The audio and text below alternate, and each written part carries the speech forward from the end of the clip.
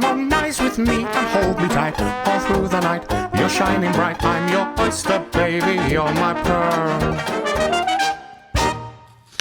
Hey, Billy. What is it, Dominic? I've not got my headphones on because Put them on. You won't know what I'm saying. But listen to this. Listen to this. You tell me if you can hear it. Can you hear that? I'll do it again. Now, for the listeners out there, not the people watching the show, I wonder what they would guess. You close your, you know what it is, but close your eyes and say your best guess of what you think this is, but not be the actual real thing. Right, Ready? go.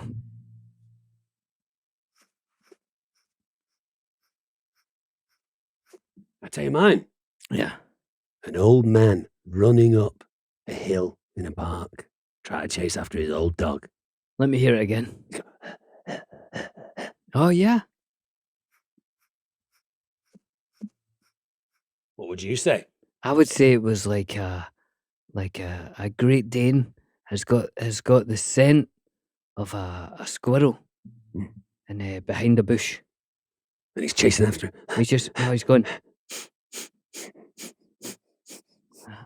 How's your dog's nose? What do you mean? Has he got a good sense of smell? My dog's got no nose. How does it smell? Awful. Hey! Hey, no, he does. I told you he found a opossum. Yeah, an opossum. You told a horrific story. And he found a rat last night. Was it in your kitchen? No, it was running through the back garden.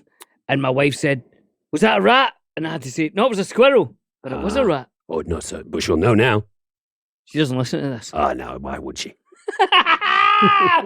Dominic, it's good to see you. It's lovely to see you. What's been going on this week? Well, this week has been absolutely packed full. Ram jam full. I got up first thing in the morning, and before I know it, it's last thing at night.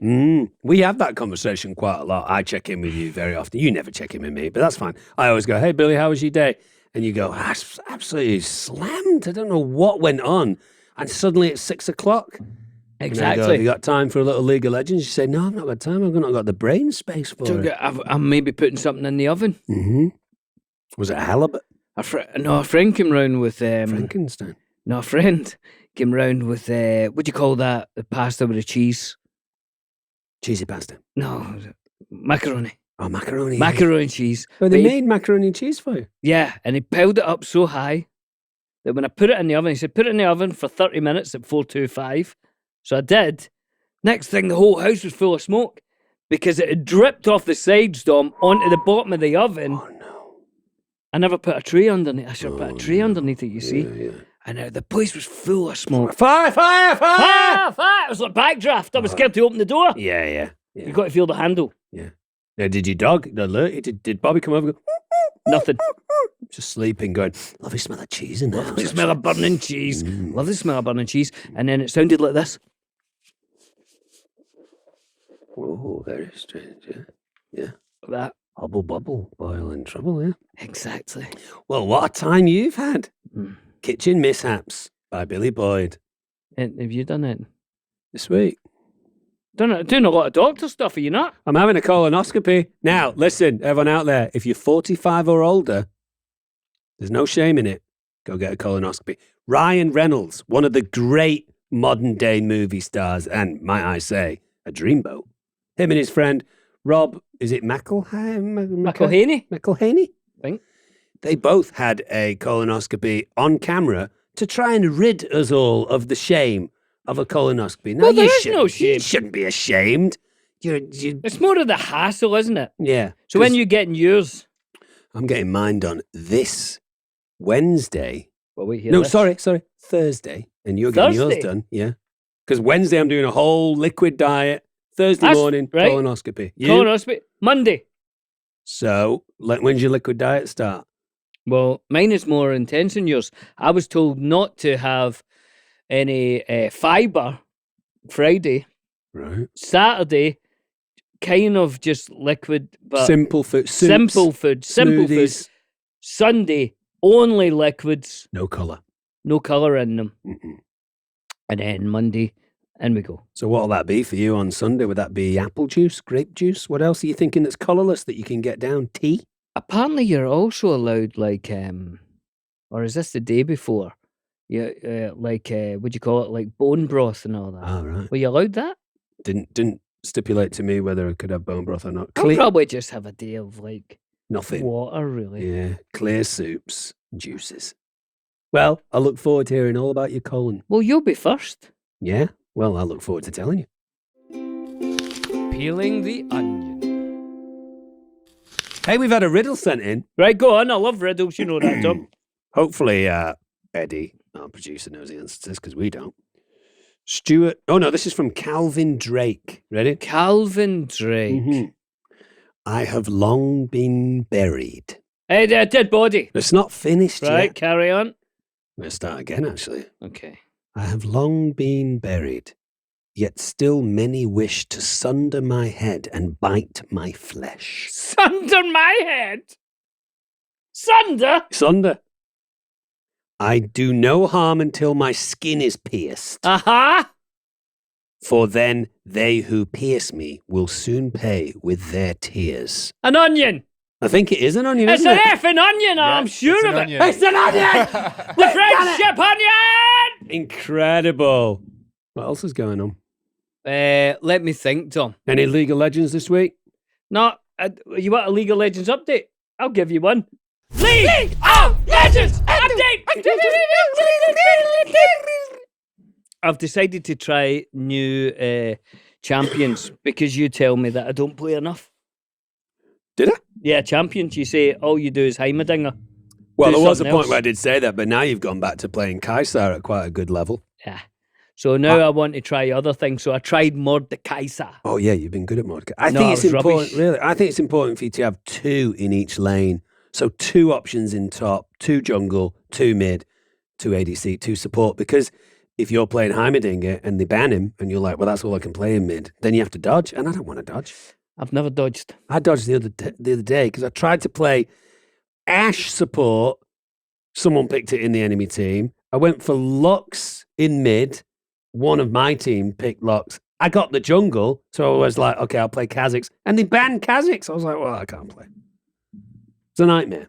Tom, you've done well. You can't do any more than that. Yeah. Hey, Bills. What is it, Tom? Jeff is here. The wonderful Jeff Probst. How's What's it up, going, Dom? man? It's good to see you. We've never done anything like this. No, we haven't. In all the years we've known each other. We've spent a little bit of time with each other, like off camera and Yeah. stuff, and you've been very gracious to invite me to some Survivor events that go on in LA, which I've not come to yet. I'm honestly a little intimidated by it because I'm going to meet some Survivor people there. And be like, oh hey, Boston Rob. I met Boston Rob at your house, got very freaked out. We should talk about the fact that I'm a huge Survivor fan. Huge. I love and it. I know. I'm embarrassed to say that we've never met Jeff, and Nope. also I Survivor sort of passed me by somehow, but not now, Jeff. Just Billy, like watching. it can pass you by. It's okay. It's not for everybody. No, you've been in But- my living room these last few weeks, and me and my wife are loving it. Really? Yeah, Ah. absolutely. I wouldn't lie to you. I absolutely love it. I said to you the other week, Jeff, when we were texting about you coming on, that you find yourself at this point in a pretty unique situation because you've got me, a Survivor Uber fan, and Billy, a novice to the show. Right. And It's very You cool. can be right in the middle Yeah. of this conversation. It's you know? always, COVID, Netflix licensed a couple of seasons during COVID, and a lot of people that had never seen Survivor saw it. Right? And so I meet people now who are new, and it's really fun to hear their take on it, not having been on a 22-year journey. Yeah. They're on a 22-week journey. Right.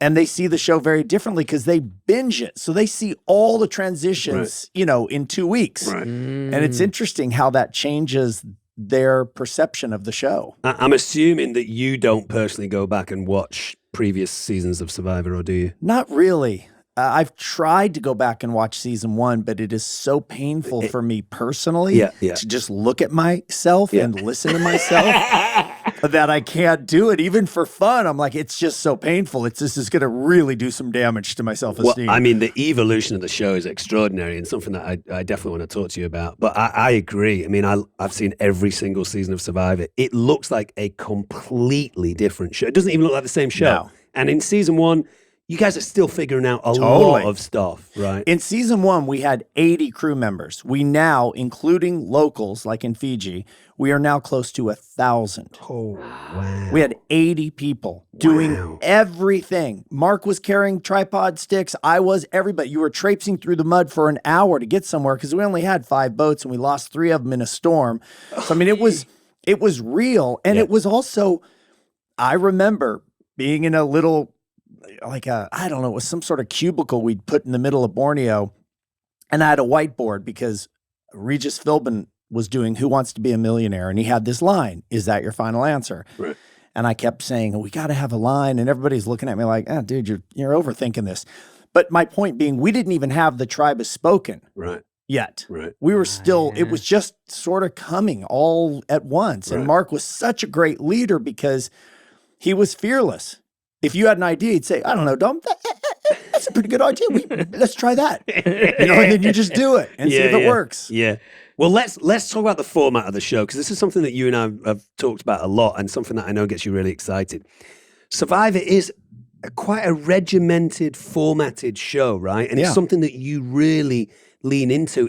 Is it the idea that you want the audience to be reminded that they are in a game show, that this is a game all the time? Is that the idea behind the format? Not for me, it's not that. It might be subconsciously what you're picking up on, but for me, I am a big format guy. When I see a good format, I respect that somebody built that format and it's precise. Mm-hmm. And so with Survivor, the question I always have, because this show is done in other countries, different producers, is what do you think the format is? Right. I think the format is philosophical.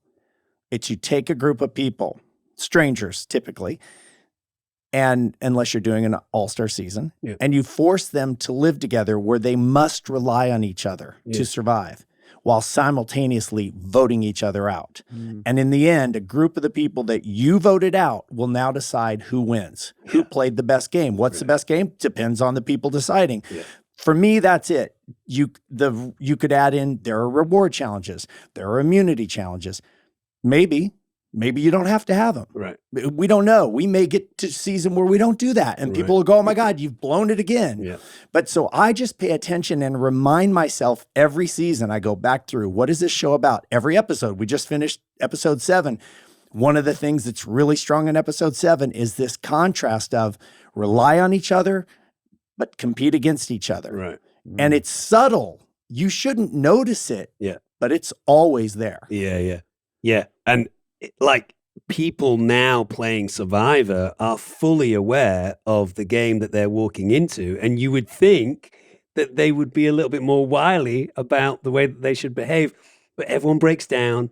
Everyone double crosses. Everyone makes a mistake. Everyone lies. I mean, you have to lie in this show. Yeah. I think about, it's my favorite show on TV. And I think about the people in my life playing Survivor. And like Billy, for instance, with respect, Billy, is too nice to play the game. Yeah. And that is a respect. No, that'd be brilliant. No, you wouldn't. I would be amazing. Billy, you don't backstab. You don't say to someone, absolutely, I'll do it, and then walk around the corner and go, I'm going to mess up that person's game. You wouldn't have the you need to be a bit of like getting into the needle of the game. I just don't think you'd have that. I don't think you would, Bills. Physically, I think you'd be fine. The social game, some aspect of it, I think you'd be great. But to win the game, you have to be a bit of a bad person. But this is what's great, is Billy has never played, nor have you. Because I always tell Dom I think he'd be really good. Because he has great social skills. He's got great emotional intelligence. He can read a room and go, I don't know, I'm not trusting the eyes on that one. But what Dominic wouldn't know is what you are really thinking. Yeah. And in an interview, you could go, it's going to be so hard for my friend when I write his name down tonight. Yeah. But he's going home long before I do. And that could happen. And then Dom is like, well, that's bull. I don't know. I'm a better player. I don't know. Are you? Yeah. But I know exactly what you mean. And like I say, I'm new to it. So I'm watching the new one. Okay. So I'm watching people who are all fans of the show, playing the show. Yeah. But then, like you said in one of the meetings in an early episode there, that why does everyone tell everyone the truth? Right. and you're trying to figure it out even at this level. Well, and they're saying, "Oh, sorry," and they're saying because all the only thing you have to bargain with is your honesty. Your trust. That's your trust. If they trust you, Yeah. then that is such a huge thing. It's So huge. if you find something and you go in and you tell everyone that you've found it, then everyone goes, "Oh, I'll trust him." Right. So then you've got a little score there. I don't mean, you, that maybe. You know, It's always changing. It's always changing, and Yeah. it depends on the group. Yeah, the group dynamic. We're always surprised. This season, Survivor 43 is very different from Survivor 44, but it's the same game. Yeah. It's But just it's the different people. players. Yeah. And also, it's such a great show. It changes each week because Yeah. that dynamic Yeah. shift, because that person's gone and maybe they had a connection with Right. that person, or maybe they learned to trust that person. What I found over the as a general rule with Survivor over the years, it's obviously not an exact science, is if you can convince people that they can trust you, even though you're going to stab them in the back, those people seem to go a long way. It's not the out and out trustworthy people like whatever, Rupert's not going to lie. You think, oh, well, that's someone I can Right. hang on to. It is Boston Rob, where you're like, I really want to trust Yeah. you, but I kind of know that you're going to screw me at some point. Those people seem to go, That's a great A long way. observation. Yeah, You're yeah. a lot like that, I think. yeah, I can't be like that. No, that's true. Actually, I wanted to ask you, we're talking about the format, and one of the things that I noticed changed, which is something just to talk about in terms of where we're at right now with society. You dropped the word guys Yeah. from come on in, guys. So every time a challenge starts, Jeff, there'll be no one on the beach, and Jeff will say, "Come on in, guys," and Yep. they'll all come in. Now, at one point, was it last season? It was 41. 41. When we came back after COVID, after Black Lives Matters, Me Too, all of this stuff was happening in our culture, all this great movement. Yeah. And Yeah. so you brought them all together, and you had said, as you guys know, or as you all know, Exactly. I usually say, guys, let's open up the forum here to see what you thought about it. And what I love about that, because I've said this to you recently as well, is those little moments where I see you at the end of the show say, you say, okay, you guys get together, and then we'll start the challenge. You have like a couple of seconds now of you going, all right. Yeah. And I love seeing the little behind the scenes bit. That was a great thing that featured in the show, where you say to the contestants, you're going to decide. It's not going to be an audience thing. It's not going to be a producerial thing. You guys are going to decide. And they decide to drop the guys. So from now on, you just say, come on in, right? Yeah, and you've said guys like 5 times in that. I mean, that's the problem with it. Yeah. I'm glad you asked me, because I have not had a chance to comment on this since it happened.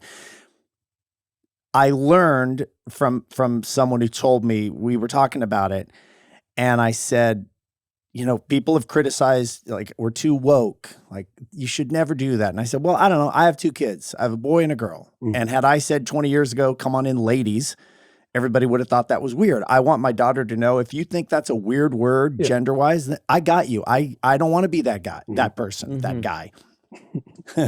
But what somebody pointed out to me was, the mistake I made was I made it a moment. And in that way, I made it about me. And he said, if you just didn't want to do it, stop doing it. Yeah. And I really appreciated that, because I was uncomfortable with making it such a big deal. But one of the things about Survivor, it's like, if you're a Howard Stern fan, you listen to 30 years of Stern, the shows from 25 years ago, he might not do today. Yeah, he'd be canceled, right? Right. So Yeah. I have made lots of decisions creatively, or my grammar or whatever, that I wish I could change, but I try to treat myself the same way as we treat players. That's what I said. Yeah. So that's in the show. We were, in my defense, it was so top of mind. Everything, our language, how we were treating each other. Yeah. I mean, unconscious bias, which I'm still trying to learn about my own. Yeah. So I was really concerned that I don't want, this is my one opportunity. We've been off the air, COVID happened. So I made that decision. If I could do it again, I would do what this guy suggested. And he's a big movie producer, a very smart guy. And I would have just done it and said, this was for me. Yeah. And I don't have to explain it. I understand. I personally love the moment. It's one of the things that I love about you the most. When I've spent time at your house having a party, you and your wife will be like, hey, we're going to have this conversation. We're going to talk about this thing that might be a little bit icky. We're going to dive in. We're here. No one's moving. I love friends like that. I love people that just kind of say, let's talk about something that's going to be a little triggering. Right. Let's talk about something a little bit delicate.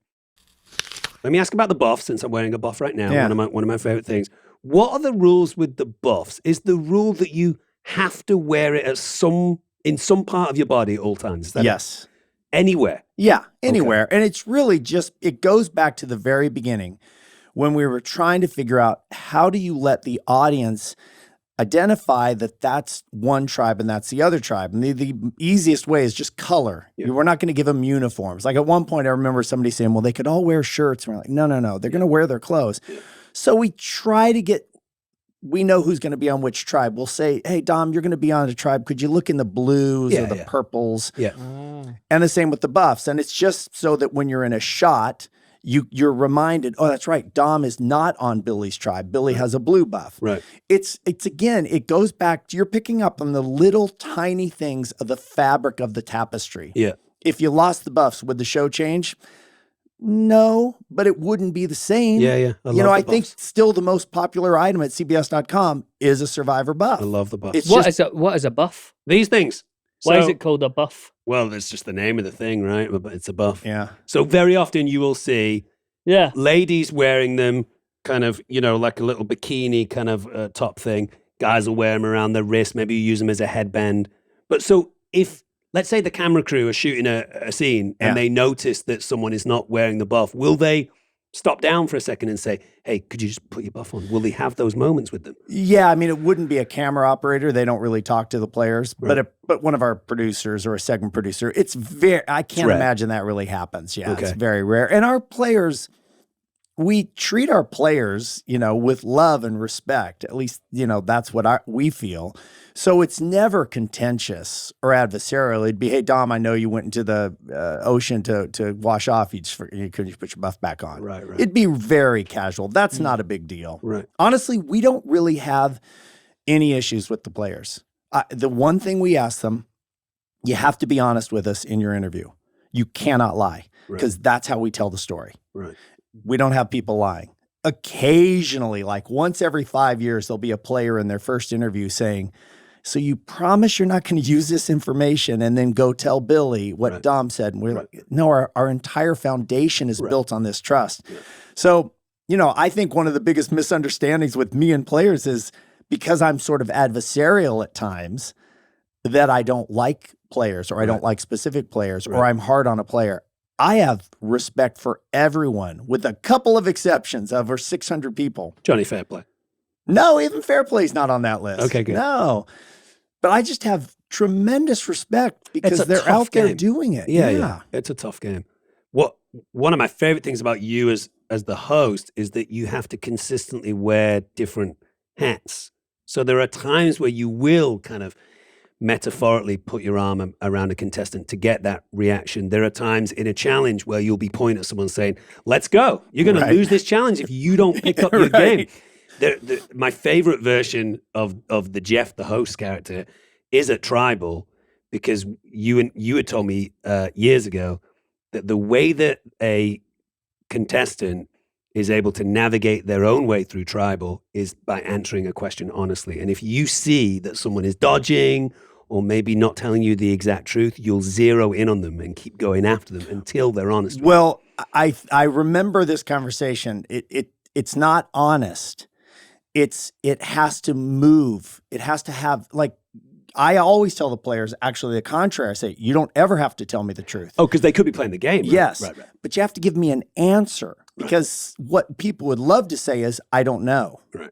Like, Dom, what do you think's happening right now? We've got 7 people, which is kind of an unusual number. It's an odd number. Obviously, I don't know, Jeff. Then I'd say, okay, that's not going to work. Yeah. We're going to talk. But we don't also have that issue. We put people on the show. But years ago, when we were still kind of figuring out casting, there would be people who would say, it's just strategy. And then I'd think, okay, we can do this the easy way or the hard way. Right. But now, you're really also making me realize my own growth. I'm not interested in that same story as a human. Yeah. Like it used to be red tribe versus blue tribe. Yeah. And we might call it something, brains, brawn, and beauty, whatever it is. For me now, even though there are still tribes, I see this as an individual pursuit because that's where I'm at in my life. Right. So you are on a tribe with other people and you do want to beat Billy's tribe because he's on the other tribe. But all I'm seeing is 18 people, 17 people, 16 people, 15 people. So my spiritual place in the world is, why are you here? Right. What do you want from this? Yeah. Is it really just $1 million? Yeah. Probably not. No, because you'll find that almost every single player across the board when they leave will say, I had an amazing time. This was an incredible experience. Best thing I've ever done in my life. They've not won the $1 million. Right. It's only one person that does. you know? Right. It's getting through those thunderstorms at night. It's lighting the fire for the first time. It's winning a challenge. I remember seeing Siri really struggle with the physical challenges. And then there's a point where she actually is like, okay, you know what? I'm going to do something here. And that's an amazing moment in her life to realize how capable she can One of the be. best moments, maybe the singular best moment that represents Survivor is Suri in, I think it was Game Changers. And Suri is this woman, Billy, who was the first person that ever said, I was watching Survivor and I decided to get up off the couch and apply. Right, and she okay. represented the every person because she didn't look like she belonged in a jungle. She was a nurse, a caregiver. She didn't live out in the, weeds, but she came and she played and people fell in love with her. She's still one of the most beloved people of all time, humans and everything. But there was a challenge where they had to cross a balance beam in the middle of the ocean. She couldn't do it. Yeah.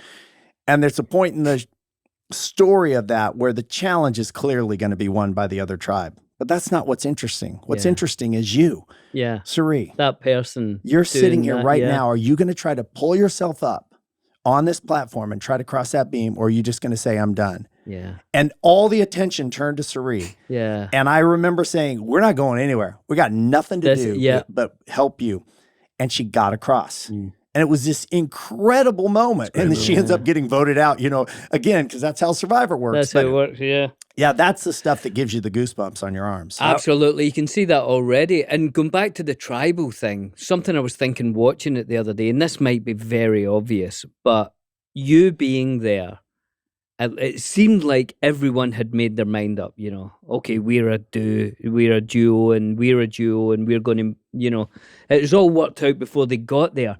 And then when you started talking to them, I felt like, I think a couple of these guys are changing their mind sitting there in the tribal thing.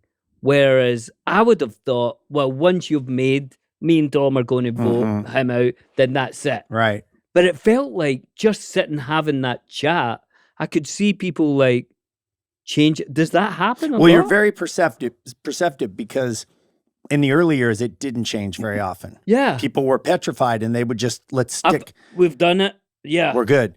It's not that way anymore. Yeah. And if you say something at Tribal that does not jive with what Dom thought you told him earlier, he now starts to think, wait a minute, is Billy lying to me? I may go to plan B. So they have all kinds of signals, tug on an ear, they say a weird word. I don't ever know what they are, but I know enough to know that everybody's playing. Yep. And the vote does change. And they, there's this phrase, live tribal, which drives some people crazy. But it really just speaks to the idea that if you think it's over just because you're sitting at Tribal, it's probably you. Yeah, sure. Right. Yeah, the live tribal thing is much more of a modern society, Survivor thing. And I love how perceptive the camera crew are in the live tribal. Because if one of the contestants kind of does a little, they're on it. Oh, man. They've got that lovely close up. And then they'll cut to you and you'll be like, okay, I'm just going to sit back and watch Dom, this I love that chaos. you said that because sometimes a Survivor scene, like a reality scene where there's three people talking and they're conspiring about what they're going to do. It will be, when you see it, it's so good that you just think, well, that's what television shows look like. Right. Because there's you all as actors and producers know, there'll be a 3-shot, there's an over the shoulder, there's a tilt up from the hand to the face, boom over to here. But often it's one camera operator in the field who got stuck alone. 3 people. He doesn't have a mate or she doesn't have anybody. Yeah. So he's got to get the 3 shot, the relationship shots, get wider, get us behind. And you look at one disc and you're like, one person shot all of this. Yeah, amazing. And as you said, had the instinct to know Billy's about to say something. I'm going to pull over to Billy. Boom, I got it. It blows me away. I often say when I'm watching our early cuts, I'll be like, God, you would think this was a scripted show where we had all day to shoot this scene, but it happened in 4 minutes. Yeah. It can't be scripted because of all of the different human dynamics going on. I think probably must have been 10 years ago, Billy, that I was trying to get you to watch Survivor. Do you remember? Yeah. So Billy was, well, more than that, because you were still in Scotland. You went back to Scotland at that point. So it's probably closer to 14, 15 years ago. Been a Survivor fan since it came on. I said to Billy at one point, he's with his wife. I said, what are you doing? He said, well, we're going to go home, jet lagged and stuff. I said, take Heroes and Villains. You're so good. Yeah, I was like, take this. It is my all-time favorite season of Survivor. Take these DVDs, watch it. Then you've got season after season after season that you can keep watching. You lost that DVD. I lost the DVD. You lost the DVD. Oh, my favorite season of Survivor. He lost it. Yeah, he wasn't pleased at that. No, not only did he not watch it, but he lost it. But the pitch, the pitch that I'd always said to Billy, and the pitch that I always say to my friends, who, Jeff, I'm sure you have it nowadays after 42, 43 seasons of Survivor. 43. You must have people kind of saying, "Wow, okay, that show's still on, and how do you make it fresh, and how do you make it current?" I say to them, to my friends, I'm like, it is constantly evolving, the show, but it doesn't necessarily need to, although I completely appreciate why it happens, because the bones, the foundation of that show is so strong. The physical challenges mixed with the mental endurance, mixed with the life at camp, then all the contestants eating each other and backstabbing each other. And then that final thing of, all of these people that you've betrayed are now going to decide who wins. Like, I'm going to come and watch the finale with you guys. And you're not invited. Oh, really? Yeah. You're going to be so confused because you're going to be like, wait, all these people probably kind of dislike the person that they're giving $1 million to. But that's what they have to do. That's how it goes. Well, okay, but this is the biggest question around Survivor. I hear all the time, you don't really need all the twists. And, we'll never know because that's what we're doing. But here's my argument from a game design standpoint. What I'm doing when we're not shooting is I'm just designing the game. And uncertainty is what compels somebody at Tribal to do what we just talked about, which is, wait, why did Billy say that? Yeah. That sounded weird. Does he have blank, an advantage, a relationship, uncertainty? Right. So I felt like watching the early seasons when they were playing out thinking, this idea that if there are 12 people and 7 are together, they can dominate the 5 is disastrous. You have to make it very difficult. So you start interjecting things into the show, injecting things that makes somebody on the 7 realize, I think I'm 7. Yeah. I could be 6 if I went to the 5. Yeah. So that's, I've been trying to scream from the top of rooftops at today's players who get frustrated with all the twists. It's almost like I'm a parent saying, that which you resist will persist. I'm going to push more and more until you realize this is not what the game's about. The game is about adaptation. Shit happens. You wake up in the morning, you got a weird feeling, you go to the doctor, you're sick. Shit happens. Survivor, you wake up, you find a beware advantage. Do you open it or not? Yeah. Beware. Also, nod to future players. Beware advantages are not going away and they're not going to get less scary. Yeah. So I feel like you do need that. And the mistake players make is they get caught up in it. Like the change history twist we did. Yeah. There was a guy, Danny, on that season who I think could have won the game. I mean, he's just he's a really smart, super clever, very likable and physical. He could win. But he got so mad for 48 hours that he took his eyes off the prize. And I still think back and think, did that little course correction hurt you? Versus, dude, it is. You can be mad at me later. Yeah. But don't mess up your game because you're mad. Yeah, it is just minor things that can change the course of a contestant in Survivor. Well, let me ask you about the beware advantage, the legalities of that, right? Okay. Let's say Billy and I are playing Survivor and we're walking along the beach And I see the beware advantage. But I personally think I'm not going to go anywhere near that. I know what that means. If I cajole Billy into opening it, that's fair game. Oh, yeah. All right. Cool. I keep waiting for that to happen because, so far the beware advantage hasn't really burned anybody. Mhm. But you do have to do things. Like it's going to make you now go get beads to be to form your necklace, which at home can sometimes seem easy. It's not. No. That is dicey because if you can't give it away and you can't be too aggressive. So yeah, I think one day somebody's going to probably do what you just said and get lucky, and it burns the person who picked it up, and it will say, "This is why it says beware." Yeah. Is it Colby? Is that one of the contestants this year? Cody. So Cody picked up the beware advantage, and I like the fact that someone at that point, maybe it was Cody, explained that if with these guys all being super fans, giving away beads on a bag is something that you would want to take home at the end of the game. And so when they're done, when they get kicked out of the game, do you guys, from a courtesy point of view, say you can keep your bag, you keep your buff? What can they keep? That you can keep your personal bag and your buff. We used to let you, like if you say had an idol and you didn't use it, you could keep it as a souvenir. Right. We don't do that anymore either because now we think of everything as future, like, this knowledge is power advantage idea is fascinating because it's such a simple idea. If you know the information with this little piece of paper, you can change the game. Mm-hmm. The question is, who knows you have this little piece of paper? Back to what Billy said, because I told my best friend that I have the knowledge is power. I didn't realize he isn't my best friend. He told his best friend, and she told everybody. Something like that knowledge is power piece of paper.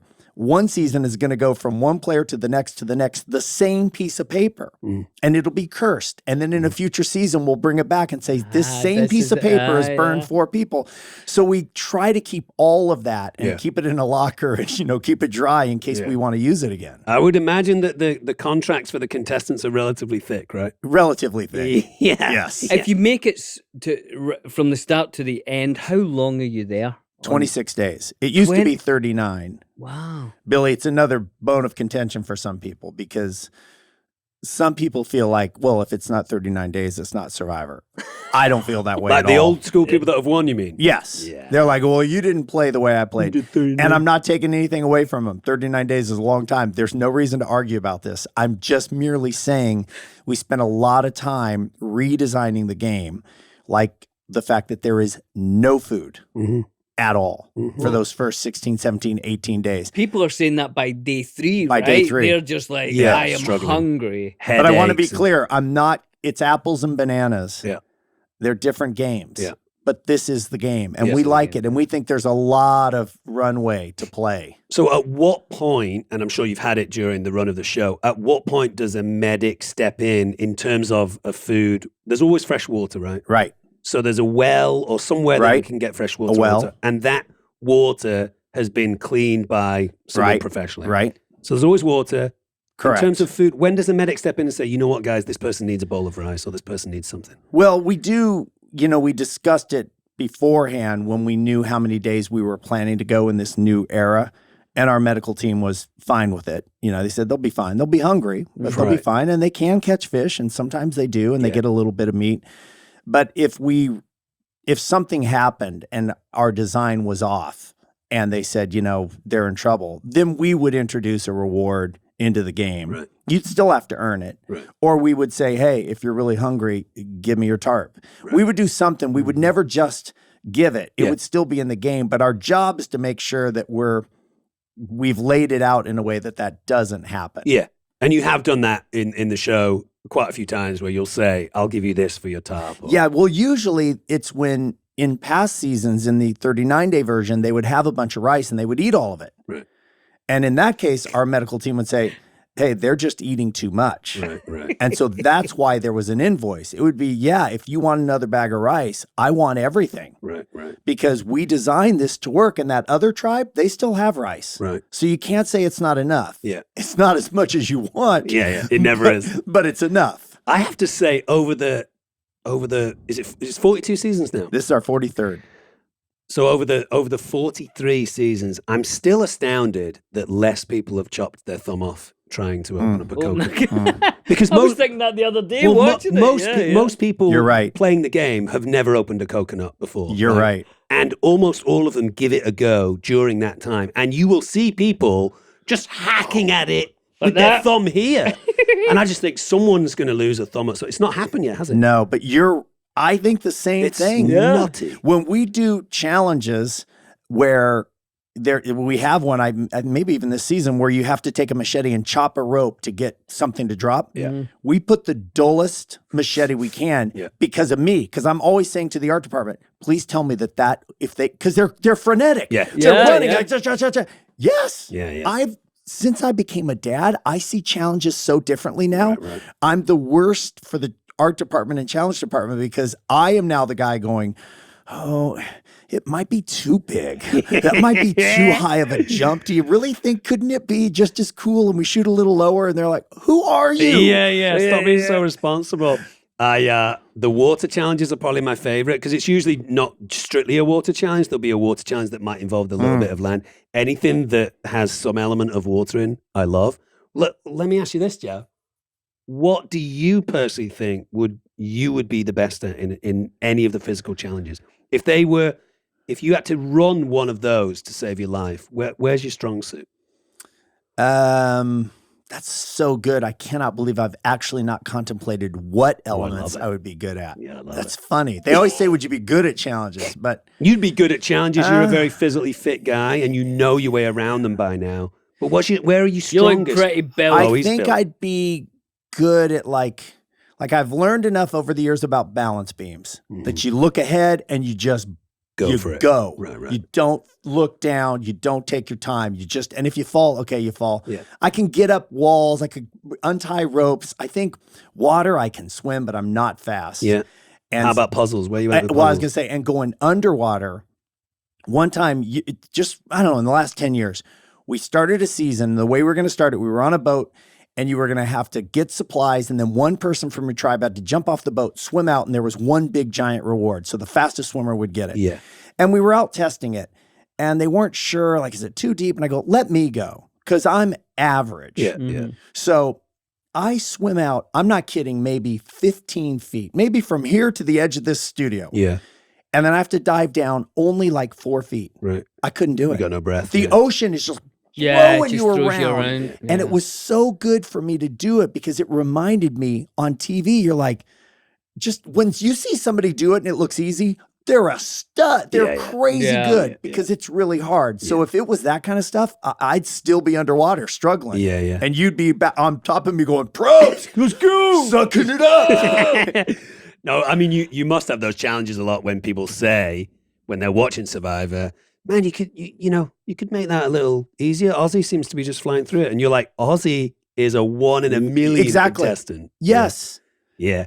In fact, our art department, to try to your point, this year, usually you go underwater and you would have to unclip something. And it's hard because you can't see. Yeah. It's the ocean. It's not a swimming pool, and you're not going to wear a mask probably sometimes. Yeah. Our art department's so cool. A guy made a mechanism where instead of having it unclip, you just squeeze the handle and it releases. And what it did was, because the test wasn't, can you unclip? The test was to see you go underwater and pop this buoy. Yeah. And in that one little stroke of genius from somebody in our art department, you now have people who can be a rock star. They can dive down, get to the buoy, and instead of panicking with a clip, pull the lever, boom, it pops. Because they've done the thing that they're supposed to do. Exactly, It's Billy. Don't fail on, technicality. Yes. And so now it's a rock star moment that you want to do because it's cool. And we got a camera right there. Yeah. You know, it's a great physical one this year I thought was brilliant, was the big snake. Oh, the snake. Because if you've got two really strong guys, it doesn't matter.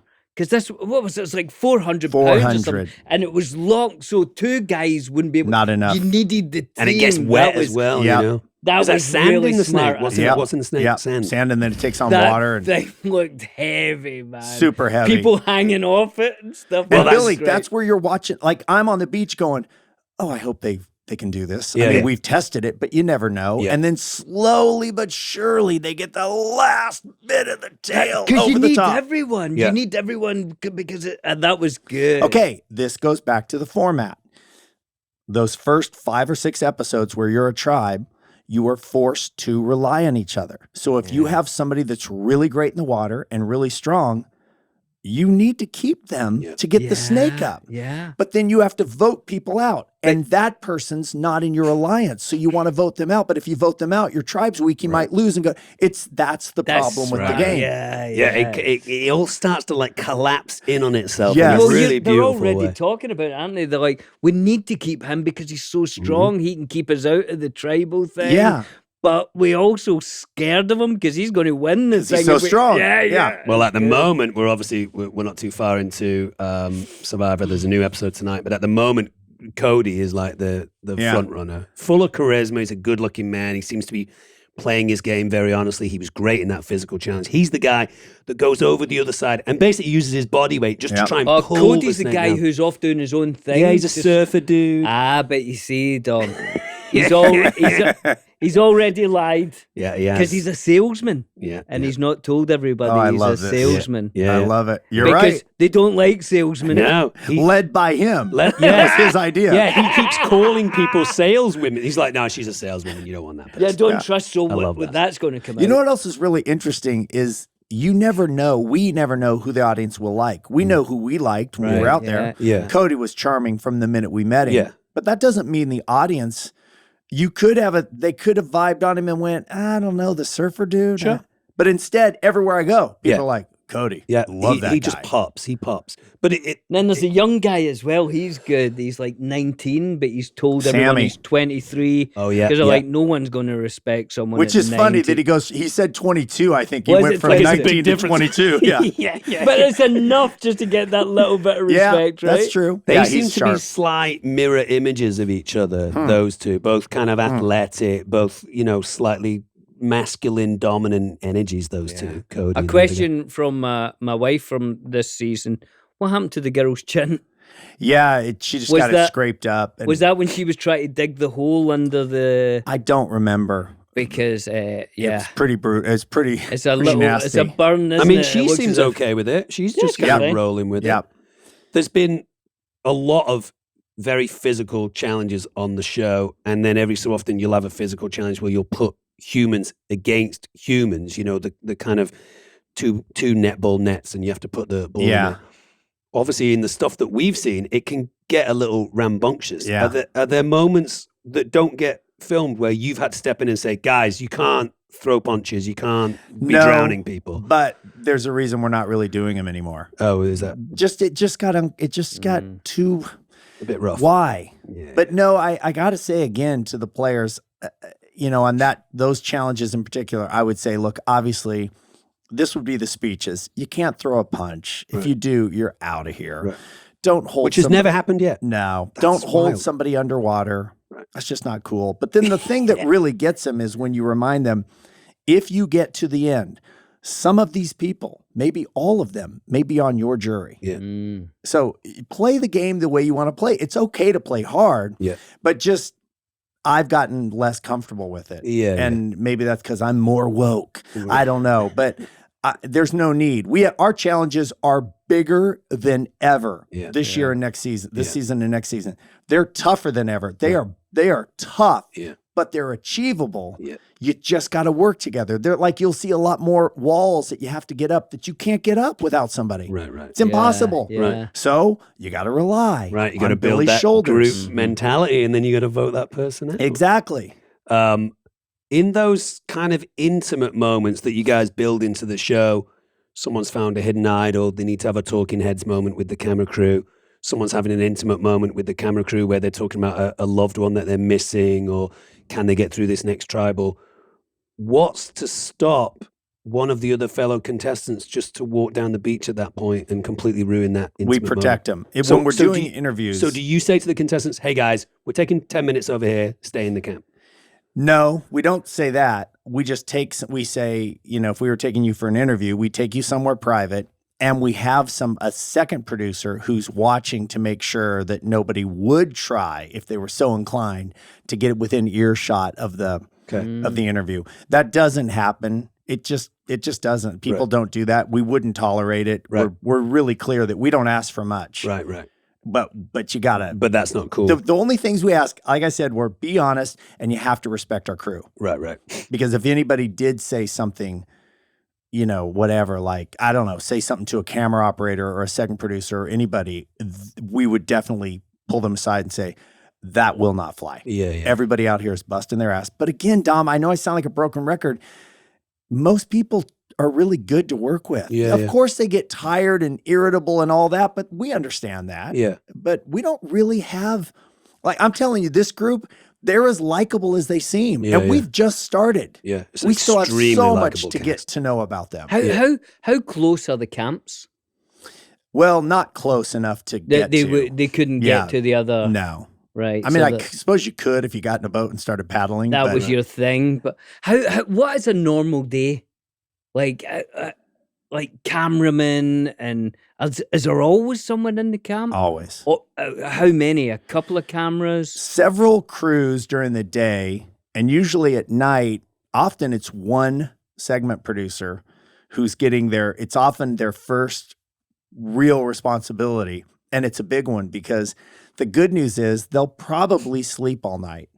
Right. The bad news is someone might get up. And or good news, I guess, depending on how you look at it. But if they do, it's on you. You're the camera operator. You're the producer. Don't if something miss happens, you got to get the coverage. And it's a real, it's often seen as, oh, I got nights. But for us, this is how much faith we have in you and your future on the show is we're giving you nights. Right. Okay. Where you're okay. alone. And Billy, the producer will have to sit out there in the rain. Yeah. The survivors might have a shelter. It might keep them dry. They're not in the shelter. No. They're out there. And every so often in the middle of the night, I will call at the beach just to see how they're doing. It's 3 a.m. Probst for TC1. Yeah. How you doing? It's pretty wet. You loving it? Absolutely. All right. Later. Good night. Yeah. Okay. Good night. You know I'm not sleeping, Jeff, right? You're going to sleep. I'm not. Yeah. They were expecting you were going to bring like chicken wings or Yeah, right. donuts or something. Not happening. I love it. They all said basically after one day they're like, "You're never dry here. You're just never dry." Yeah. Yeah. The humidity in the air, yeah. And then cold at night. Right. And then your fire's not always burning, which that little thing of that penalty of taking their flint if they lose a challenge, we have only so much time in an episode, but we could do a minute on people trying to get their fire going again. Yeah. You two appreciate this. We're still a linear show. We're on CBS network, even though you can see it on Paramount Plus. Yep. And CBS is still limited to 42 minutes, 43 seconds. Yeah. If we were on a streamer, one episode could be 51 minutes. Sure. Yeah. It wouldn't matter. Yeah. What's been the scariest moment as a producer of the show? What's that moment where you're either in the field or you get a phone call that made you go, "Oh, this is a big problem now"? I think the scariest one was this season when we had we had 3 people go down at once in a challenge. They were digging it. Roasting hot day, yeah? Yeah. And they were digging a hole and the flag was there. It was one of those inexplicable, they just kept missing it. And one woman had sort of just little dehydration, a little heat. She was okay. The other woman was pretty bad and the guy was really bad. And I knew it was bad when the woman was vomiting and our doctor said she'll be okay. Wow. That's how bad he was. And I was holding his head and there was just a moment there where I wasn't sure. Everything was okay and he's all good. But you brought in a helicopter for that Oh situation. yeah. That was a big evacuation. And that's when you really see how good our safety and teams are. I mean, we have, this guy, Greg Blandy, he's our safety guy. And a lot of the times he's looking to make sure that you put a railing on something if it's really high, stuff that you could say, okay. But when Blandy needs to be on because something's happening or like somebody in the water's in trouble, he's an expert swimmer, all of a sudden you go, that's why he's here. Yeah. So, and then we have a helicopter pilot, Ken Gray. That's the guy that knows how to transport quickly, can do that. If he has to fly at night, he will. Yeah. You know, all those things, you don't want them to ever have to do anything. Yeah. And our medical decisions are made by our doctors. We don't have any say on that. Yeah. So the deal is, if they can stay, let them stay. Yeah. If they can't stay, pull them. Yeah. It's up to you. And it's heartbreaking. You've seen it when they pull somebody. Yeah. They don't want to do it, but they they never don't, want to do it. but they don't even hesitate because it's not worth it. Yeah. I don't think I want to do this, Jeff, because I'm loving watching this, and I'm loving that it's a weekly thing, that I can't binge it, that I have Binging to it's the best. Go But on. hold on. Go on. But if I did want to binge while I watch the new one, what season should I binge? Oh man, it's a good question. Well, Heroes versus Villains is a good one. It's a great one. David Goliath is a good one. Millennials versus Gen X is a good one. Pearl Islands is a good one. China's a good one. Philippines, Cambodia. Honestly, I know I sound like a guy selling brushes.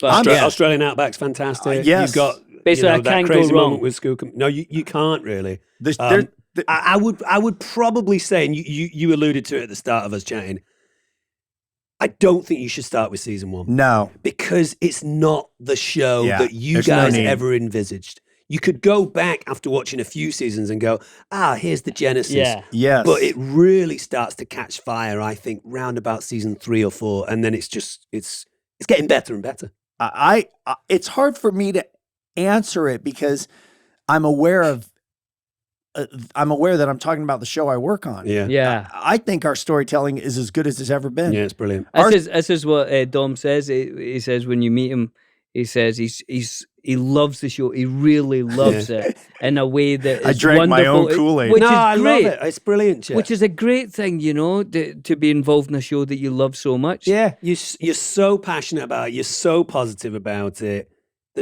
You've always been such a positive person, but there's nothing jaded about having done 43 seasons of the same show. You still love that show. Well, I'll tell you I what love really feels good. This is the truth. When performers, other storytellers like you, I have a group of writer friends who've written gigantic stuff, big time movies we've all seen.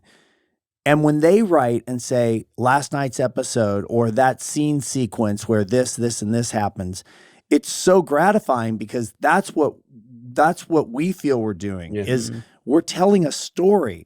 It's built inside a game and it's players living on an island. These are all the facts and the players, the characters, or whatever you want to call them. But what we're seeing is this epic individual adventure of people overcoming odds to see what they're capable of achieving. And sometimes it is mind-blowing and sometimes it's tiny. Like we have an episode coming up this season with somebody, I won't say man or woman or anyone, but somebody who has a very small moment involving a puzzle that they solve. And in an interview, they say, despite having all these degrees and all this education, they say, I was always kind of told that I wasn't good at this stuff. I am. I am. I just did that. And I saw that interview and went, wow, you've lived all these years. And that tiny little silly puzzle in the middle of Fiji actually was meaningful to you. Yeah. Maybe that's why you came out here. Maybe you will never again doubt that you are good at that stuff. Yeah. I love that too. I'm always surprised at the end of the challenges. I don't think I've seen it yet. That a losing team, a losing team has not said to you, hey, Jeff, can we just finish it? Yeah. It's never happened, has it? I thought the week before last, when Cody's team lost the puzzle challenge and they were close, I genuinely thought they were going to say, could you give us 10 minutes and let us just finish just for our own sense of satisfaction? But I guess they're all so beat at that point, right? I think that's a big part of it, and demoralized and immediately thinking about tribal. Right. I mean, you immediately see people go, yeah, we lost. Who's it going to be? Yeah, it's me. And I think if it was really a big time suck, we also have the confines of sun.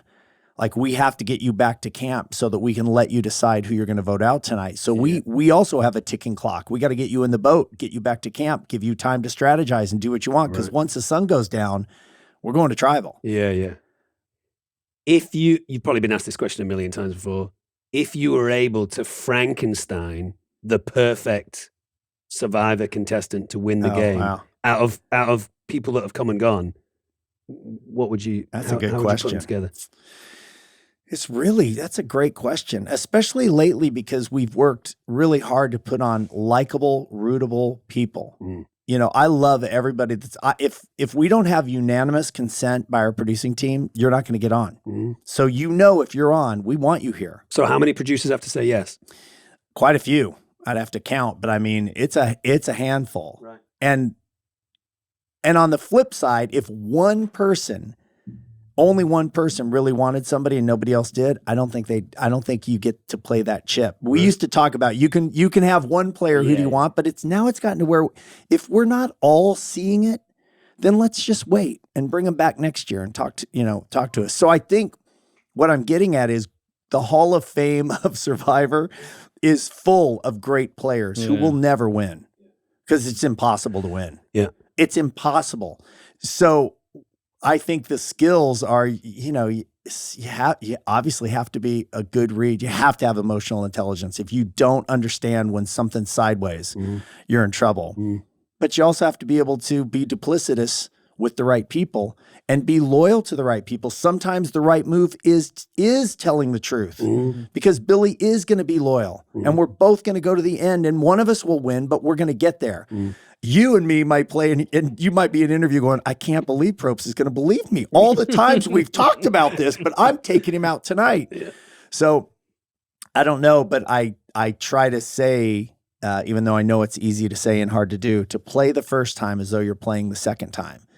Because that's a great point. What people that are in the Survivor Hall of Fame have never said is woulda, coulda, shoulda.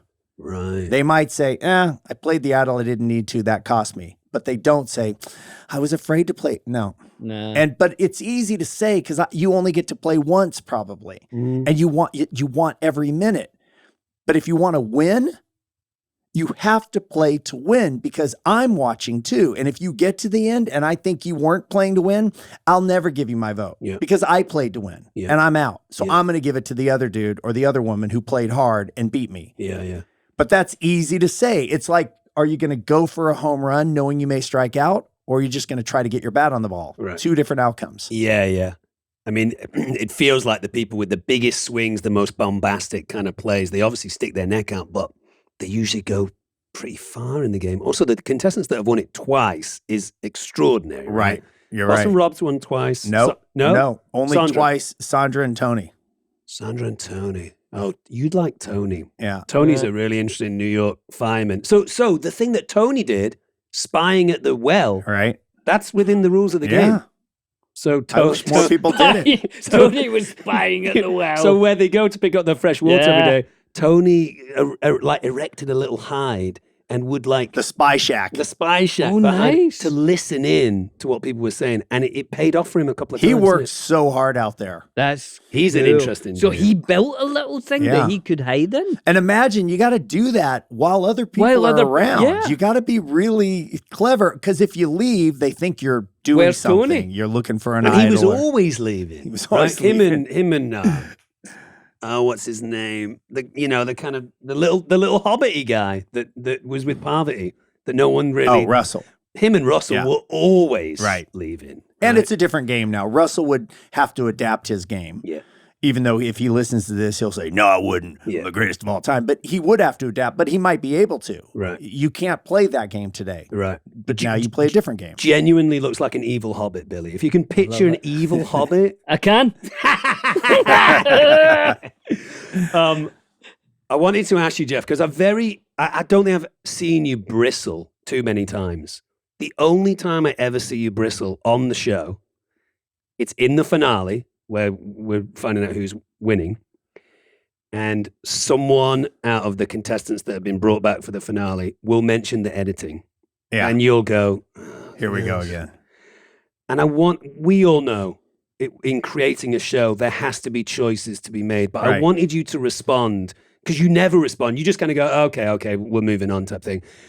But I'd like to hear you respond to the fact that, of course, this is an entertainment show. You have to make editorial decisions. Yeah. And you're not telling a story that didn't happen. These are stories that happen. Yeah. So could you just speak about that for a sec?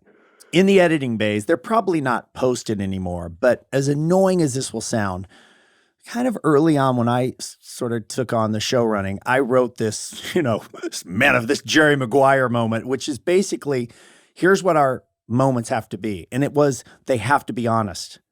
They can be funny, they can be adversarial, they can be visceral, but they have to have happened, which means when you're editing, if we do an interview with you on day 1 and you talk about the marooning, and we do an interview with you on day 3 and you talk about the marooning, we might marry those 2 interviews. They're both about the same thing, the marooning. Right. That's exactly what happened.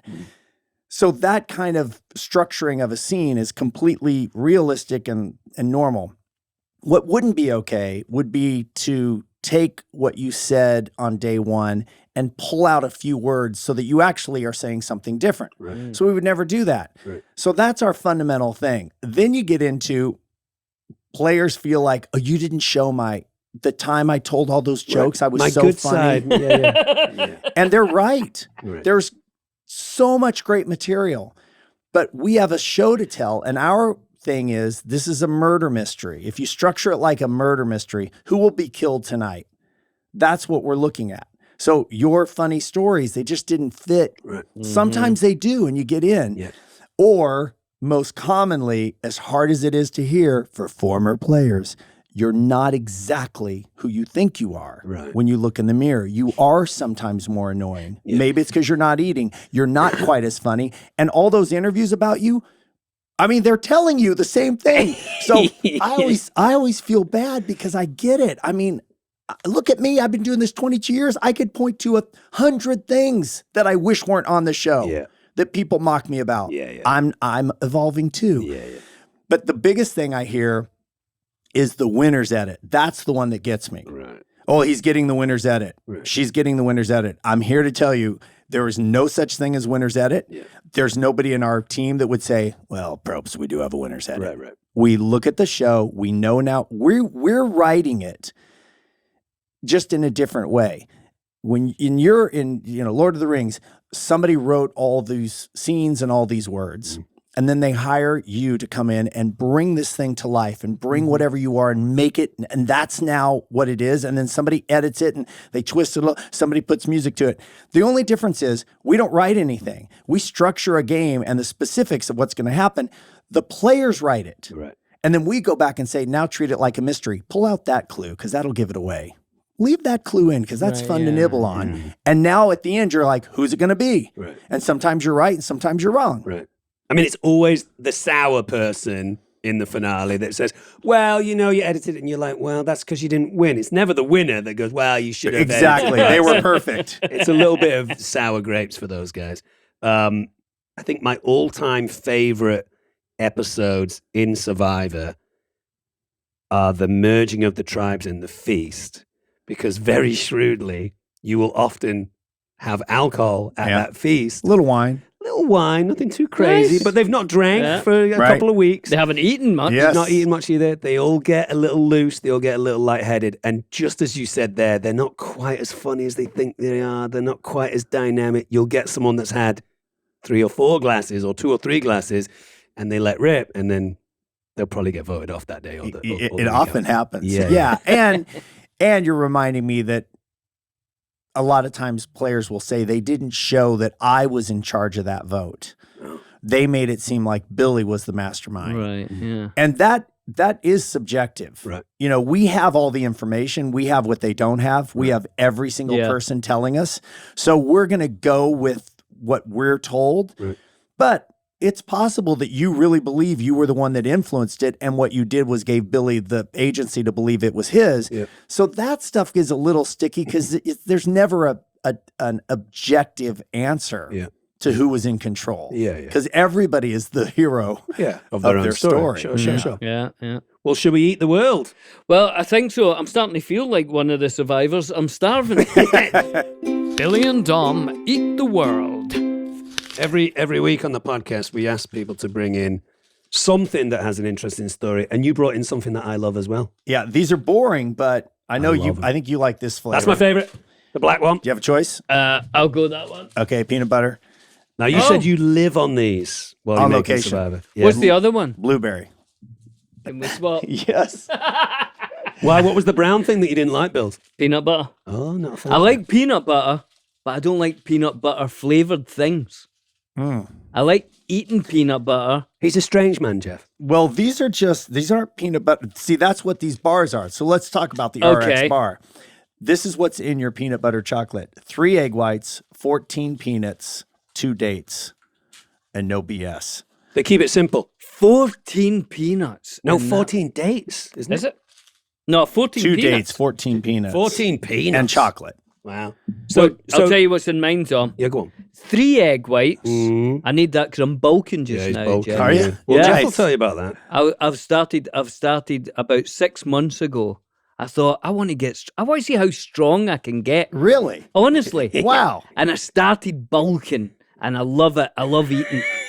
It's really fun. Have you seen Game of Thrones, Jeff? Yes. Do you remember the mountain in Game of Thrones? Yes, So he's Billy's heading like, there. I'm trying to Right. reach mountain status. And I was like, I fully support this movement. I love it. You're And doing well. I tell you what, I love writing down what I've lifted and then, adding 10 pounds and then adding 10 pounds and then looking back and saying, I am a monster. Yeah, now. you are. You're an absolute monster. Yeah, just for the audience that may not be watching this, but just listening, you don't appear to be quite as big as the monster. But I'm yet, getting but there. you're getting there. You should have seen Got me it. 6 months ago. Got Journey. it. It's a journey.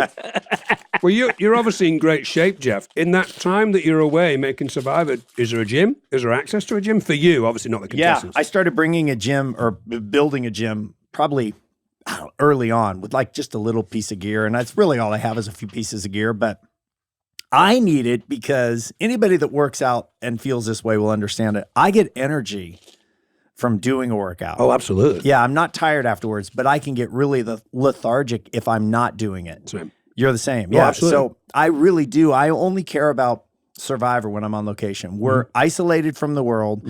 I can call my wife and kids and, with the time difference, we talk for a little bit. Mostly all I care about, what's happening on the beach, Yep. what's happening. And then I just want to try to be my best version of myself. Yep. And so having these bars, I will eat easily 4 bars a day, no problem. And I could eat more than that. So when you've been packing a bag to go away for Survivor Right. for decades Yeah. now, so these you ship, right? Yep. They're not part of your I ship. suitcase. So what are the essentials? What are the essentials that people wouldn't expect when you're going to Survivor for you, where you're like, well, I Well, have it's to- changed because in the beginning early days, we lived in the weirdest place. We lived in tents. Then we would live in these little tiny modularly sort of homes where you didn't have showers. So you brought all kinds of stuff. Sure. But now we've kind of got it refined, even though we're not on an amazing resort. This place in Fiji, Mana, gives us everything we need. So we have our own rooms, we have our own bathrooms, we have our own showers. Right. So I don't really take much. Right. I mean, I've had the same t-shirts on location. At least I have a shirt from Ethan Zahn, who was in Survivor Africa, his grassroots soccer organization. Oh, yeah. That he gave me in probably season 5 Yeah. that I've had on location every single season that I Nice. wear so if you saw me on location, I look like I'm an unhoused person who's been away for a while. Yeah. So I really don't. So mostly you would see these bars, coffee, like little pods. Billy's obsessed with coffee. Okay. I didn't find coffee till like 6 years ago. Now. I started drinking it during COVID and I've now quit. But you started drinking it 6 years ago and you're still going. I quit. I reached a limit where, so it's true. During Of course COVID, you did. During COVID, I said to Billy, these days are so long. Like I'm waking up at 5 a.m. because I'm not doing anything and I'm not feeling tired to go to bed until 10 o'clock at night. And Billy said in his morning, he said, I have a little practice that goes on for an hour. I work out what coffee beans I'm going to grind, and then I grind them and I warm up the milk and get everything going. And he said, it takes, 40 minutes to an hour or so. It's a nice little process. You should try it. He sent me a link to this Italian little cafetiere thing. I did it. First week, I loved it. The little buzzy feeling. Wasn't over the moon about the taste, but I was okay with it. But the Right. buzzy feeling of I'm going Same. to spring clean my house, I don't get the buzzy feeling anymore. So I sat down and I was like, if you don't get the buzzy feeling, you don't really like the taste. All you're doing is spiking your adrenal glands and it's not doing anything for you. I hate hearing this. I know. I've not drank coffee for probably 3 weeks. I love it. Yeah, I've I like the always ritual. drunk it. I always will drink it. I'll drink it all day. Sound like you're being stubborn now. I'll drink it all night. Billy, After a nobody's meal, telling you can't. There's no, no one authority can issue stop here. me drinking it. We'll go for dinner together, and he'll order a latte when we're getting the check. I'm like, what are you doing? He's like, no, it doesn't keep me awake. Yeah, at all." it doesn't keep me awake either. No, but I like the I can ritual. go to sleep right after espresso. It doesn't bother me. I love it. Yeah. I love the taste of it. I love just having it in my hand. Do you know what else You're I talking learned? about coffee, yeah? Yeah. Okay. You know what else I learned to love during COVID? Potato chips. Oh yeah, Jeff. they're good. That was a new one for me. And now I will send from Amazon, the little packs that have like 6 potato chips in them. Yeah, yeah. Oh, my cupboard is full of those. Oh. And I find when I come home in the afternoon, I'm craving that salt. Yeah. I'll just- What's your favorite flavor? Hawaiian potato chips. Oh, we were going to do we're Hawaiian gonna do potato Yeah, chips. I love those. So that's just simple salt, nothing else. Or pretty does it- sure. Okay. No I other don't- flavor. How does an RX bar, I'm asking here, as somebody who doesn't know, that's got egg whites, almonds, cashews, and dates become that texture? They must whip it. Do they whip it? Do you know how they make it? Have you any Absolutely idea? not. No. It doesn't tell us in our notes. I can tell you a few things about them if you want to know. Sure. Yeah, but Billy, just to clarify, Jeff does not make the Yeah. RX bar. No, he just but likes he likes eating them. them. Yeah, I know, that's it. but I just thought I'd give you some facts about Okay. it if you Well, like, no, there you because go. I like them and all now. That's lovely, that. Did you know that the founders, Peter Rahal and Jared Smith, started RX bars in their kitchen? Nope. That sounds like a good place. No So this is venture homemade. capitalists, Okay. no consultants, no like it. office, No just bullshit. best friends, eager and broke.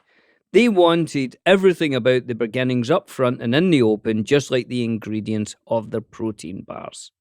Isn't that good? I like that. I've tried to make protein bars with a friend who's a chef, and getting them to stay together like this, that's the hard part. Mm-hmm. Without that- using a sugar or, That must be the dates, It right? must be the date, yeah. I mean, Right. because Possibly the egg white, because that's quite sticky. I love the texture of it. It's, And if you like the texture of a food, I think you're halfway there. Yeah. yeah, such as a Haribo or a gummy bear. Yeah, but it's got that sort of. I only eat the black ones. I've tried the blueberry ones. They're okay. I've tried the peanut butter ones. They're okay. I keep the black ones in my fridge. Billy. What how's your Oh. black one? It's dark chocolate, sea salt, Yeah. almonds. really It's, good. it's really good. Yeah. This is delicious. Yeah, it's good for you. There's a few of these type of bars out there on the market, which I will not mention any names, where after the gym I used to eat them, and then when I looked at the ingredients, I was like, "This is all sugar. Yeah. It's just sugar. Yeah. Makes you feel crappy. These never make me feel crappy. Same. They're a great snack. Same. I'm not pitching these. No, I just no. found I love them, them too. and I never feel bad after eating them. Mm-hmm. But they will, if you're hungry, they will definitely stop that craving for a Mm-hmm. second until you can, get And what you 12 want. grams of protein, Yeah, it's pretty good. which for somebody who's bulking like myself, You are. Right. Yeah, you're I need monster. that. Yeah. No, I like what we do, Jeff, on the Friendship Onion is we score it out of 10 Oh, okay. on a few different things. The first one being flavor. And you can have. Or taste. Yeah, or taste. Okay, so Flavor where are we or at taste. on this? Well, for me, and you can use decimal points, I'm going to give that a 9.5. Billy, Wow. you found something new. Wow. I think as a Wow. bar to keep you going and it's good for you, that I don't think you could get much better. And you're bulking. And I'm bulking. Pretty good. I think I'm going to buy them for And they're sure. easy to buy, easy to get. Yeah. They're everywhere. I love these things too. They're always on my shopping list. They're always in my fridge, especially the dark chocolate one. I can't fault this for taste and or flavor. It's giving it a 10 out of 10. What's going on, Bills? It's just my watch is talking to me. I think it's added RX bars to my shopping Oh, list. nice. Well, you'll thank that later. Jeff, out of 10? Yeah, I'm right there. I like them. Blueberry's actually my favorite. Sorry, I give Jeff. blueberry a 10. 10 out of 10. Yeah. Sorry, I took that one from No, you. it's all right. I brought it for you. It's delicious. If I was stuck in a desert island, I would stick Well, a the other couple of thing them in about my an sock. RX bar is if you like that really sweet protein bar, this isn't it. It's not, but it's got enough, satisfies it. But I know Natural what you sugars. mean. Some of them are so Oh. good. Yeah. When you eat 'em. Sugar. Yeah, and then Sugar. you're over and you're like, I And feel like milk worse. chocolate, which is not good for you. We'll still talk about the RX bars, but while we do that, the next category is aesthetics. The way that it looks, which will also include the like labeling of the I like the the labeling. product. I like Very it too. clean. Yeah. I will say it's a shame that it's made of plastic. You would think these guys would be like, you know what, we're cool and groovy. We're going to make the packaging out of something that Mm. that you can Biodegrade a little easier. or it's edible. Or it's edible. You know, there's packaging nowadays that like turns into seeds, plant seeds. Have you seen that? I have, No. yeah. So there'll be something made out of a type of paper, and then it says, just put this in the ground. Yeah. And encased in the paper are flower Wow. seeds. Amazing. But it's a good design. It's a 7.6 for me for design. I like the look of the bar, and I'm going to take into it the texture, even though it's not aesthetics, because I love the texture. I think the packaging is fantastic, telling you what's in it, big on the front. I'm going to give that a 9.5 as Oh, well. you're loving it. I love an You're RX having bar. a Yeah. great time. I'm right there with you. I appreciate this because I feel the message that they're sending is what they write on there, which is no BS. Mm. I probably would have experimented with it just a hint more of life, like a little bit more pop. Mm. But if I were going with the no BS, I might have ended up right back here, which is nope, simple color scheme. This is brown and orange is the offset, and that's it. Minimalist. White lettering. Yep. Here's a little bit of trivia for you, because I've been eating RX bars for years, and this happens every time. Every time I eat an RX bar, I will eventually turn it into the map of Spain. Always. Every single time. So if you hold the corner and you keep eating, there's Spain. That's funny. You guys Well just done. yeah, thanks. That's where my mum and dad live, just down the bottom. Aw. Here's another little fact. Yeah, go on. In 2017, those two guys that I mentioned to you, Peter Rahal and Jared Smith, sold it to Kellogg's for $600 million. They were in their kitchen with 3 egg whites and a couple of nuts. Next thing they know, they've got $300 million each. Hey Billy, that's $300 million each. Well, we need to think of something. Yeah. Yeah. Well, how's you going on the underwater helicopter invention? Well, that's going okay. And the time machine's coming on, I know. Good. Wait, have we done the last thing? No. Billy's favorite category that he came up with. Billy? How useful is it as a food source? Can you do other things with it? Can it be crumbled up into a cake? Can you use it for soup? I'm not saying this, Right. but you know, Right. Can you we've had travel with it? Can you put it in your pocket? How useful is it? And Dom, even if you do nothing else with this, it's incredibly useful, I would think. It's great to put in your pocket and go off on a hike, and then you're like, oh, I'm hungry. I've got it right here. You can give it like to, if you know, I would think your kids are that without feeling bad about it. I'm Not not at all. giving them extra Yeah. sugars. Yeah, not Yeah. at all. I think it's actually very useful as Well, well. Jeff Probst uses it to stay alive whilst Yeah. making Survivor. So How about it's that? When he's extremely stuck in Fiji, I'm going to use it now to help me bulk. Do it, monster. It's leg day today, Jeff. Oh, that's damn. a big day. It's not I my hate favourite leg day, days, but no. hey, it's got to be done. It does. My favorite. It's my favorite leg day because I hate it so much. That's the way that I reverse engineered it. It was You're- always my least favorite day in the gym. I was like, I'm just going to flip the script. So when it's leg day, I'm like, woohoo, it's leg day. And I used to really loathe it. That's good the way you've Makes me done feel that. sick leg day sometimes. No Sick, wonder. Physically sick. It's big muscles. It's big muscles. Well, big on you because you're bulking. Usefulness. It's an 8 for me. It's an 8. It's useful. I'm going to say it's a 9 for me. Wow. Yeah, it's a useful food source, I think. Yeah, I'm with you. I'll go 9 here as well, leaving a little room for something, but And I feel good about these guys making 600 million. Me too. I do too. There's I do some too. honest, good guys. You know, they made something honest and good.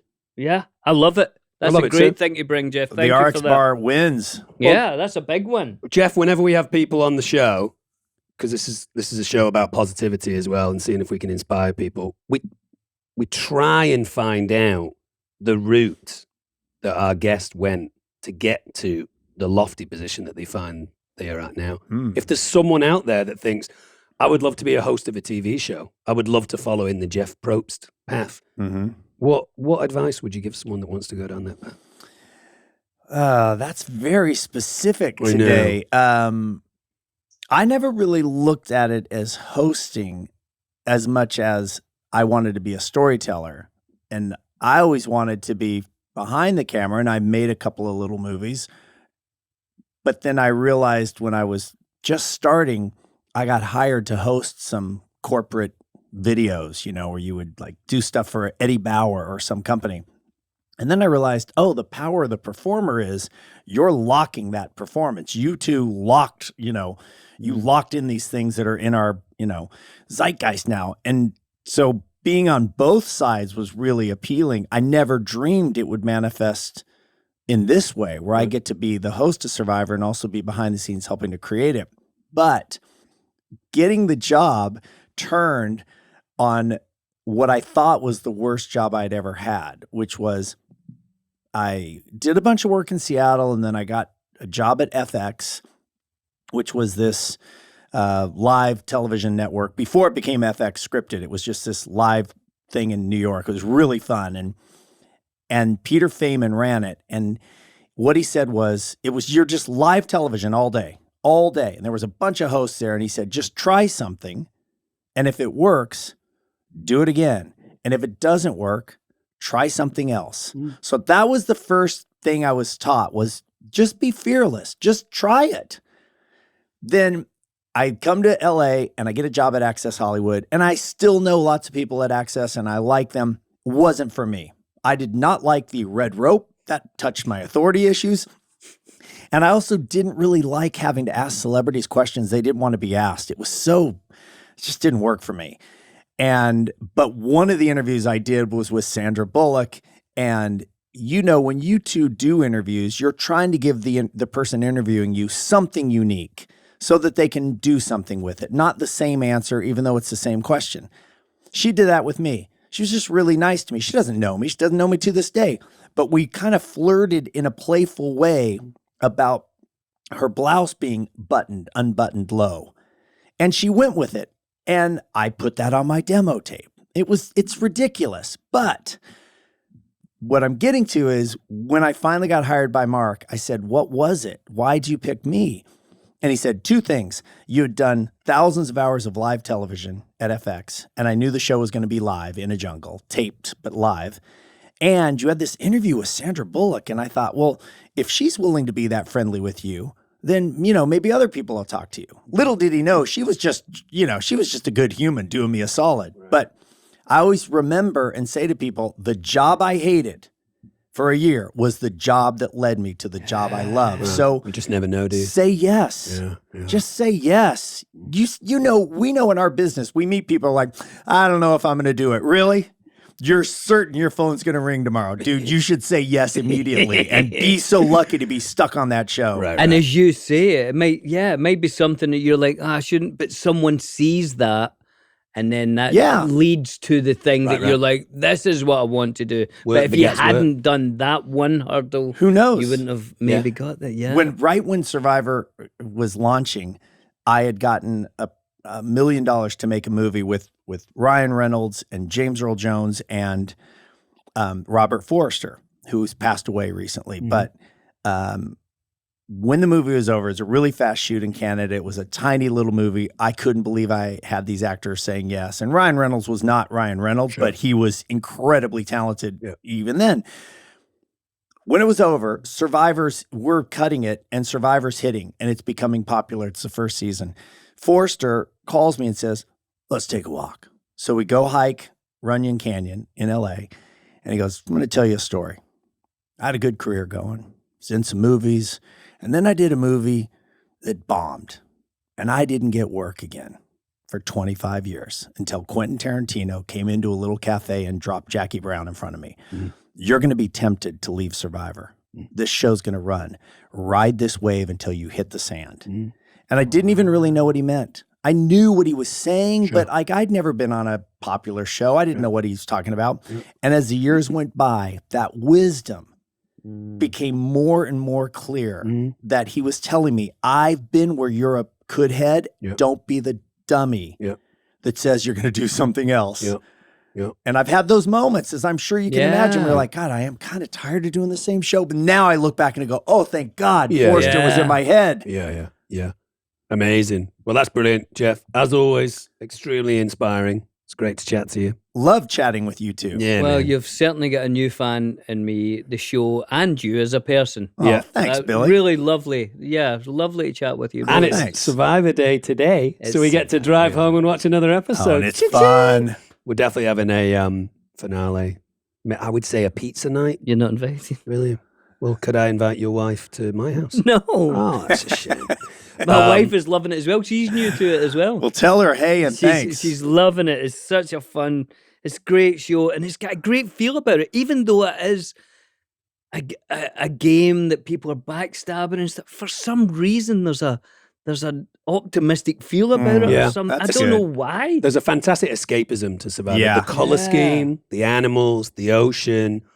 If I've ever kind of had a little bit of a humdrum day, going into that world where you're like, wow, look at this place out there. Look at this amazing planet that we all live on. It's very positive. Ah, I love hearing all that. Jeff, it's been All right. fantastic to have you. Thanks, boys. Thanks, man.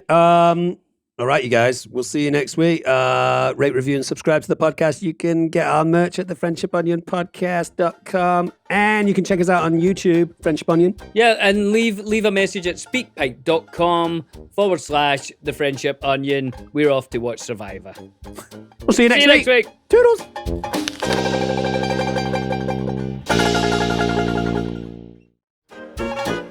Harmonize with me and hold me tight all through the night. You're shining bright, I'm your oyster, baby, you're my pearl.